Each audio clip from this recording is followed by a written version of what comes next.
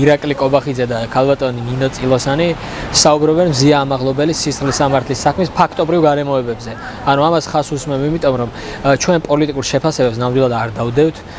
ფაქტობრივი გარემოება არის სისხლის სამართლის საქმის შემადგენელი ნაწილი. როდესაც ფაქტობრივ გარემოებაზე ინფორმირებულ განცხადებას აკეთებ, ეს მხარეს აძლევს სამართლებრივ ინტერესს, სამართლებრივ საფუძველს იმისას, რომ აღნიშნული ინფორმაციით დაინტერესდეს. ჩვენ რა თქმა უნდა, როგორც მხარე დაცვის მხარე ამ შემთხვევაში დავინტერესდით აღნიშნული ინფორმაციით და ამ ადამიანებისგან გვაინტერესებს ინფორმაცია, როდესაც აცხადებენ, რომ მზია ამაღლობელი მოქმედებდა დაკვეთით, მოქმედებდა ფულის სანაცვლოდ, მსგავსი სახის ინფორმაციას როდესაც აჟღერებენ, ეს მართლა რაიმე ფაქტებზეა დამყარებული, ფაქტობრივი ინფორმაცია აქვს ამასთან დაკავშირებით, თუ არის ცილის წამება, სპეკულაცია და მინიმალური კეთილსინდისიერების სტანდარტი მაინც დააკმაყოფილონ და ამაზე ინფორმაცია მოგვაწოდონ დაცვის მხარეს. ამაზე ვინაიდან თვითონ არ გვთანხმდებიან, ჩვენ ამის უზრუნველყოფა და ამაში დახმარება უნდა გაგვიწიოს სასამართლომ.